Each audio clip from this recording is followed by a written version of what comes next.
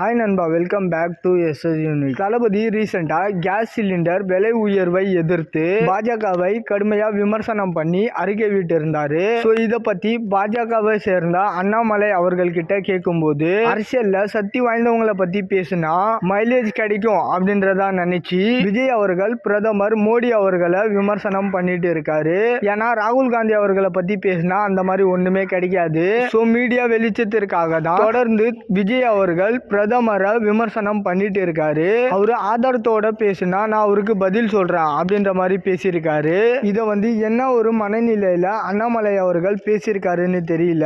ஏன்னா இன்றைய சூழ்நிலையில மீடியாவோட வெளிச்சமே தளபதி தான். ஏன்னா தளபதி ஒரு அறிக்கை விட்டார்னா அது நியூஸ். தமிழக வெற்றி கழகம் கட்சி சார்பா ஒரு ஃபங்க்ஷன் நடத்தினா அதுதான் அன்னைக்கு ட்ரெண்டிங்கு. தளபதி மூவி சம்பந்தமா ஏதாவது ஒரு அனௌன்ஸ்மெண்ட் வந்தா அன்னைக்கு அதுதான் டாப்ல இருக்கும். அண்ட் தளபதியை விமர்சனம் பண்ணா மீடியா வெளிச்சம் கிடைக்கும்னு சொல்லிட்டு நிறைய அரசியல்வாதிகள் பேசிட்டு இருக்காங்க.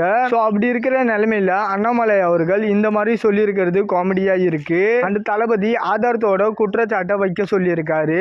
கேஸ் சிலிண்டர் மானியம் ஒழுங்கா வர்றது இல்லைன்னு ஊருக்கே தெரிஞ்ச ஒரு விஷயம். சோ அதை நிரூபிக்க தனியா ஆதாரமே தேவையில்லை. சோ பதில் இல்லைன்னு அண்ணாமலை அவர்கள் ஏதோ வளரி இருக்காரு. அண்ட் ஆல்ரெடி தமிழக பாஜக தலைவர் பதவியில இருந்து அண்ணாமலை அவர்களை தூக்க போறாங்க அப்படின்ற மாதிரி தகவல் வந்துட்டு இருக்கு. அடுத்த தலைவர் யாரு அப்படின்ற போட்டியிலேயே அவரு இல்ல அப்படின்ற மாதிரி அவரே தான் சொல்லி இருக்காரு. சோ அந்த ஒரு மன கஷ்டத்துல இருக்கிறதுனால ஏதோ பேசிக்கிட்டு இருக்காரு போல. ஓகே நண்பா, இந்த மாதிரி தளபதி பத்தின அப்டேட் தெரிஞ்சுக்க மறக்காம எஸ்எஸ் யூனிக் சேனலை சப்ஸ்கிரைப் பண்ணி சப்போர்ட் பண்ணுங்க.